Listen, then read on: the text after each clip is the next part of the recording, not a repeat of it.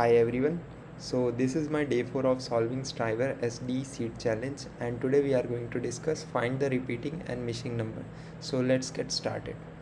So हमें problem में क्या बोला है, हमें एक एरे दिया होगा और एरे के अंदर जो वैल्यूज़ होंगे वो हमेशा 1 से n तक होंगे, ये हमें बोला है। और उसमें क्या होगा कि एक a होगा जो अपीयर्स हो रहा होगा ट्वाइस, विच मीन्स a हमारा 2 बार आ रहा होगा, और एक b होगा जो मिसिंग होगा। ओके मतलब हमें पता है कि हमारे एरे के अंदर 1 से लेके n तक नंबर्स हैं जिसमें एक नंबर 2 बार आ रहा है एंड एक नंबर मिसिंग है, क्योंकि ऑब्वियस सी बात है कि अगर हमारा साइज़ जो है वो n है और उसके अंदर एलिमेंट्स भी 1 से लेके n तक हैं, तो विच मीन्स अगर एक नंबर 2 बार आ रहा है तो एक नंबर जो होगा वो मिसिंग होगा, सिंपल सी बात है। और हमें रिटर्न करना है एक एरे जिसकी साइज़ 2 होगी, जिसका 0th इंडेक्स पे a होगा और फर्स्ट इंडेक्स पे b होगा, सिंपल। तो हमें यहाँ से पता चल रहा है कि हमें फ्रीक्वेंसी के साथ थोड़ा बहुत करना है। तो क्या ब्रूट फोर्स हमारा क्या होगा, एक्चुअल में ब्रूट फोर्स नहीं बोल सकते, बट जो हमारा बेसिक सॉल्यूशन होगा उसमें क्या करेंगे हम कि हम सिंपल सा एक फ्रीक्वेंसी एरे बना लेंगे। आप मैप भी यूज़ कर सकते हो और उसके अंदर हम फ्रीक्वेंसी को स्टोर कर लेंगे, और जिसकी फ्रीक्वेंसी 2 होगी विच मीन्स वो हमारा a है, और जिसकी फ्रीक्वेंसी 0 होगी विच मीन्स वो हमारा b है। तो इसे हम एक बार कोड करके देखते हैं, सिंपल सा। तो मैं अपने VS कोड पे आ गया। मैं क्या करता हूँ, मैं पहले तो लेंथ ले लेता हूँ, नम स्लॉट लेंथ। अब एक फ्रीक्वेंसी एरे बना लेता हूँ, फ्रीक्वेंसी एरे। उसकी साइज़ में n+1 दे देता हूँ, क्योंकि एलिमेंट्स जो होंगे वो हमारे क्या होंगे 1 से n तक होंगे। तो हमें एक एक्स्ट्रा इंडेक्स बनाना पड़ेगा क्योंकि 0 से स्टार्ट होता है हमारा। बस अब हमें सिंपल लूप करना है। मैं फॉर ईच लूप यूज़ कर रहा हूँ, आप नॉर्मल लूप भी यूज़ कर सकते हैं। मुझे बस फ्रीक्वेंसी कितने बार वो एलिमेंट आ रहा है उसे प्लस प्लस करना है, सिंपल।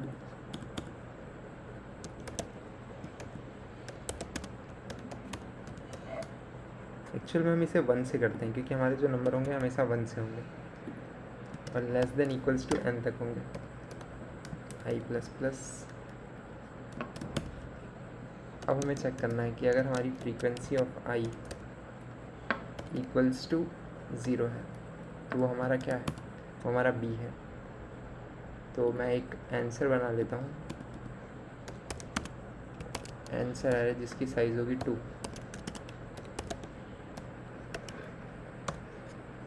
सिंपल। अब पहले हम ये काम करते हैं, हम 2 वाला चेक कर लेते हैं केस। तो वो हमारा a होगा, तो उसे हमें सिंपल आंसर 0 पोजीशन पे हमें वो प्लेस कर देना है। ओके अब हम फ्रीक्वेंसी 0 के लिए चेक कर लेते हैं। तो एल्स इफ हमारी फ्रीक्वेंसी जब 0 हो जाएगी तब हमें क्या करना है, वो हमारा b होगा, सिंपल। तो उसे फर्स्ट पोजीशन पे प्लेस कर देना और हमें बस ये रिटर्न कर देना। हमें आंसर आ रहा है अपना रिटर्न कर देना।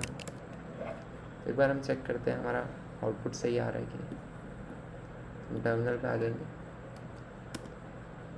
या, तो हमारा आउटपुट सही आ गया। तो हमने किया क्या, सिंपल हमने यहाँ पे क्या किया, एक फ्रीक्वेंसी एरे बनाया और उसके अंदर हमने अपने नंबर्स की फ्रीक्वेंसी को काउंट कर लिया, और हम कह सकते हैं हमने उसे ट्रैक कर लिया, और फिर हमने चेक कर लिया कि जिसकी फ्रीक्वेंसी 2 है। ये तो हो गया बहुत ही बेसिक सॉल्यूशन।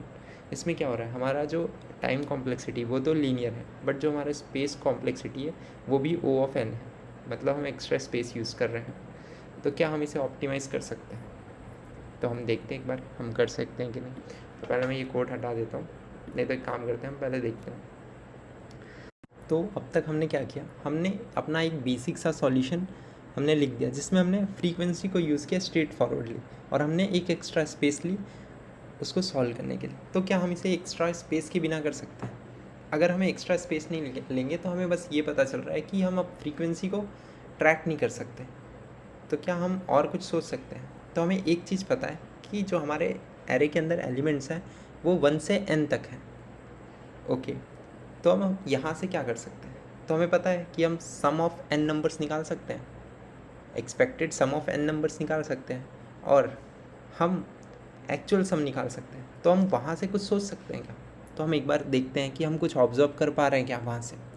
तो मैंने यहाँ पे लिख के रखा है एक्चुअली तो अब यहाँ पे क्या है कि हमारे पास नंबर है वो है 1 से n तक एरे के अंदर। तो अगर मैं उसका एक्चुअल सम करता हूँ, अब वो मेरा जो एक्चुअल सम होगा वो कभी भी एक्सपेक्टेड सम नहीं आएगा। क्यों? क्योंकि एक्सपेक्टेड सम क्या है? पहले एक्सपेक्टेड सम हमारा ये है कि अगर मैं मेरे एरे के अंदर कुछ भी मिसिंग नहीं होता और कुछ भी 2 बार नहीं आया होता और हमारे एरे के अंदर सिंपल 1 से लेके n तक एलिमेंट्स होते, तो जब मैं उसका सम लेता तो वो जो सम आता उसे मैं बोल रहा हूँ एक्सपेक्टेड सम। और मेरा एक्चुअल सम क्या है? मेरा एक्चुअल सम वो है जो अभी एरे का सम आ रहा है। तो अब हम एक बात समझते हैं कि अभी जो मेरा एक्चुअल सम आ रहा होगा या तो वो एक्सपेक्टेड सम के ग्रेटर होगा या एक्सपेक्टेड सम के लेसर होगा, या तो इक्वल भी हो सकता है, बट इक्वल उस केस में होगा जिसमें आप बहुत ही एकदम स्मार्टली नंबर्स लेंगे तो इक्वल हो सकता है। Maybe I don't know, maybe. अब हम देखते हैं कि हम इससे कुछ सोच सकते हैं क्या। तो अब एक चीज़ हमें पता है, अभी मैं वापस बता देता हूँ। ए जो हमारा है वो 2 बार आ रहा है और बी है वो मिसिंग है, विच मीन्स ए की फ्रीक्वेंसी 2 है और बी की फ्रीक्वेंसी 0 है। तो मैं यहाँ से एक चीज़ बोल सकता हूँ कि अगर मैं अपने एक्चुअल सम में मेरी बी की फ्रीक्वेंसी 1 भी नहीं थी तो मैं उसे एक बार ऐड कर देता हूँ, और मेरी ए की फ्रीक्वेंसी 2 थी तो क्या मैं उसे एक बार सब्ट्रैक्ट कर दूँ? तो उससे होगा क्या कि मेरा जो एक्चुअल सम है वो एक्सपेक्टेड सम बन जाएगा। क्यों? ऐसा क्यों होगा? तो एक बार हम देखते हैं वापस से। हमारे एक्चुअल सम में अभी क्या था, हमारे एरे के अंदर ए जो आया था वो उसकी फ्रीक्वेंसी 2 थी, विच मीन्स वो 2 बार आया है, जैसे कि वहाँ पे 1 1। और बी हमारा आया ही नहीं है, विच मीन्स बी की फ्रीक्वेंसी 0 है। तो अब मैं क्या बोल रहा हूँ, अब मुझे बैलेंस करना है मेरा इक्वेशन। तो मैं क्या बोल रहा हूँ कि मैं एक्चुअल सम में से ए की एक फ्रीक्वेंसी को माइनस कर देता हूँ और बी की एक फ्रीक्वेंसी ऐड कर देता हूँ। सिंपल। अभी हमें पता नहीं है ए बी है क्या, हमें ए और बी फाइंड करना है। अभी मैंने बस माना है कि ए जो है वो हमारा 2 बार आ रहा है और बी है वो मिसिंग है, ठीक है। तो हमें यहाँ से ये चीज़ मिल गया। अब हमारे पास एक्चुअल सम है, एक्सपेक्टेड सम है, तो मैं उसे पुट कर देता हूँ। तो मुझे यहाँ से मिल गया ए माइनस बी की वैल्यू। ओके। अब हमारे पास 2 वेरिएबल है और एक इक्वेशन है, तो कभी भी हम इसकी ए और बी की एग्जैक्ट वैल्यू नहीं निकाल पाएंगे। हम हिट एंड ट्रायल करके निकाल सकते हैं बट वो एग्जैक्ट नहीं होगी। ओके। तो हम एग्जैक्ट वैल्यू निकालने के लिए क्या करें, हमें एक और इक्वेशन बनानी पड़ेगी। तो अब हम एक और इक्वेशन बनाने के लिए क्या सोच सकते हैं यहाँ से, कि मैं sum of squares of natural number ले लूँ या फिर मैं sum of cubes of natural number ले लूँ। ओके। तो मैं दोनों केस ले सकता हूँ, या फिर मैं 4 टाइम्स, मतलब मैं 4 टाइम्स लूँ, बट 4 टाइम्स लेना बहुत ही कॉम्प्लेक्स होगा। जितना आप आगे जाएंगे उतना कॉम्प्लेक्स होते जाएगा। बट यहाँ पे सम ऑफ स्क्वायर्स लेना इसलिए भी अच्छा है कि जैसे ही मैं sum of squares of natural number लूँगा, मुझे जो मिलेगा, अब क्या मिलेगा, मुझे A square minus B square मिलेगा। और जैसे ही मैं A square minus B square को एक्सपेंड करूँगा, वो कैसे एक्सपेंड होगा, A plus B, A minus B. और हमारे पास ए माइनस बी की वैल्यू अभी ही है, तो हम डायरेक्ट ए माइनस बी की वैल्यू वहाँ पे पुट करके एक इक्वेशन बना सकते हैं जो कि लीनियर होगी। ओके। बट जैसे ही हम क्यूबिक लेते हैं, मतलब sum of cubes of natural number लेंगे, उसमें क्या होगा, उसमें हमारी जो इक्वेशन बनेगी वो बनेगी हमारी क्वाड्रेटिक इक्वेशन, जिसे हमें सॉल्व करना थोड़ा सा डिफ़िकल्ट पड़ेगा, इसलिए हम स्क्वायर्स लेते हैं यहाँ पे। तो मैंने सिंपल यहाँ पे स्क्वायर्स ले लिया। अब क्या होगा, जो मेरा एक्चुअल सम होगा वो होगा sum of squares of array, actual array. और जो मेरा एक्सपेक्टेड होगा वो क्या होगा, sum of squares of natural numbers. Okay. अब हमें क्या करना पड़ेगा, हमने यहाँ पे स्क्वायर्स लिया है तो मुझे ए का स्क्वायर हटाना पड़ेगा और बी का स्क्वायर ऐड करना पड़ेगा। सिंपल। अब मैं वापस से यहाँ पे सब्सटीट्यूट करता हूँ। आप एक्चुअल सम निकाल सकते हैं इसका और एक्सपेक्टेड सम भी निकाल सकते हैं। तो उसको पुट करूँगा तो मुझे A square minus B square मिल गया। ओके। अब मैं क्या करूँगा, ए स्क्वायर माइनस बी स्क्वायर को एक्सपेंड कर दूँगा, तो मेरा क्या ए प्लस बी होगा, ए माइनस बी होगा। ओके। तो यहाँ तक अभी तक आई होप काफ़ी सिंपल चल रहा है, क्योंकि अभी हार्ड पार्ट तो इसे कोड करना होगा। थियोरेटिकली हम मैथ से देखें तो हमें काफ़ी इजी लगेगा, ये इक्वेशंस हमें सॉल्व करना बहुत ही इजी है, 2 लीनियर इक्वेशन। बट कोड में लिखना थोड़ा सा चैलेंजिंग पार्ट होगा, उसे भी हम देखेंगे। तो अब मुझे यहाँ से ए प्लस बी मिल गया। अब मेरे पास ए माइनस बी है, ए प्लस बी है, तो क्या मैं इसे सिंपल ऐड कर दूँ? मैं इसे सिंपल ऐड करूँगा तो क्या होगा, मेरा 2 टाइम्स ए हो जाएगा और यहाँ पे 2, हमें ए की वैल्यू मिल गई, हम ए को पुट करेंगे, बी की वैल्यू मिल गई। तो क्या हमें रिक्वायर्ड आंसर मिल गया जो हम ढूंढ रहे थे, ए और बी? तो हाँ, हमें ए और बी मिल गया। अब हम इसे एक बार कोड करके देखते हैं कि इसको हम कोड कैसे करें। तो ओके, तो हम कोड में एक बार आते हैं।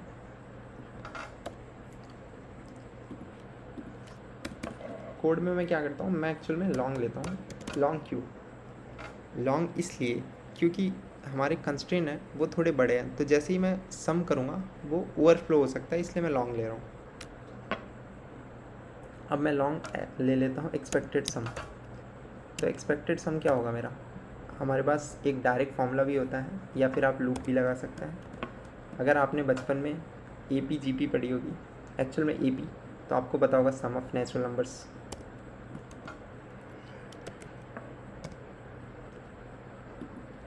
n+1 divide by 2।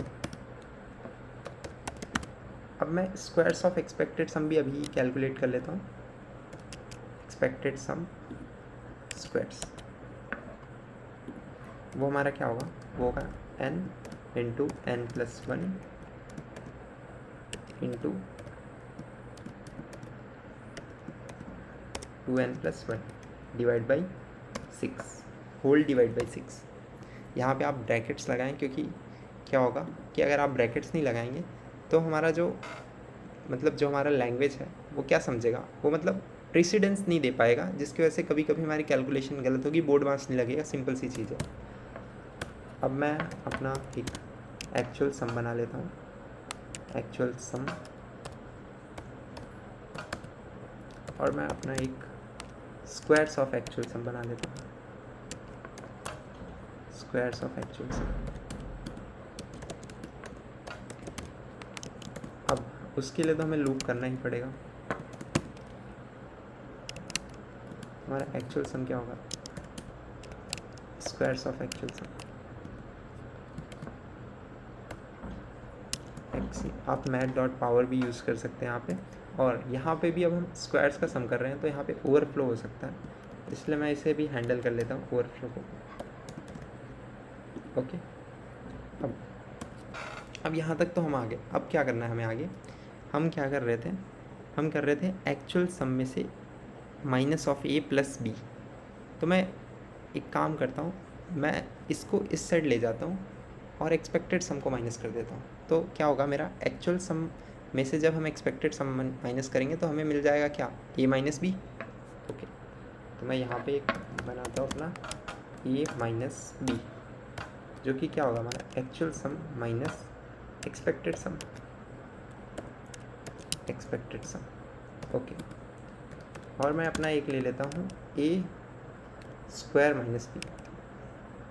A square minus B square, वो क्या होगा, वो होगा हमारा square of actual sum minus square of expected sum. Okay, अब हमें A माइनस B मिल गया, A square minus B square मिल गया। तो अब हम क्या कर रहे थे, यहाँ पे इसको एक्सपैंड कर रहे थे। अब हम एक्सपैंड कैसे करें, तो सिंपल A माइनस B से अगर हम डिवाइड कर दें इसको, तो हमें A प्लस B मिल जाएगा। तो लॉन्ग A प्लस B क्या होगा, अगर मैं A square minus B square को डिवाइड कर देता हूँ A माइनस B से, तो हमें A प्लस B मिल गया। अब हमारे पास A प्लस B है, A माइनस B है, तो सिंपल हम अब क्या करते हैं, हम यहाँ पे इंट A बना लेते हैं। इंट क्यों, क्योंकि हमें रिटर्न करना है इंटीजर है एरे। तो मैं इंट A अब मेरा क्या होगा, इंट A मेरा होगा, यहाँ पे अगर हम फिर से आएँ, हम यहाँ पे क्या कर रहे थे, हम एडिशन कर रहे थे A minus B plus A plus B। तो simple A minus B plus A plus B whole divide by 2, क्योंकि हमें वहाँ से 2 मिल रहा था तो हम उसे डिवाइड कर देते हैं। 2A मिल रहा था एक्चुअल में, तो हम उसे डिवाइड कर देते हैं, और हमें इसे टाइप कन्वर्जन करना पड़ेगा क्योंकि ये लॉन्ग है, हम इसे एंड कर लेते हैं। अब मेरा B क्या होगा, मेरा B होगा A में से सिंपल हम माइनस कर देते हैं A माइनस B, वो हमारा B हो जाएगा। यहाँ पे अगर हम वही A को 1 पुट किया, वही सेम बात है, A में से मैं माइनस कर रहा हूँ A माइनस B, तो सिंपल A कट जाएगा, B मिल जाएगा हमें। ओके, अब हमारे पास सब कुछ है, तो हम रिटर्न कर देते हैं न्यू इंटीजर। इसमें ए और बी पुट कर देते हैं। एक बार हम देख लेते हैं हमारे कोड में कोई एरर तो नहीं है। तो अभी तक तो सब सही लग रहा है, तो हम इसे एक बार रन करके देखते हैं।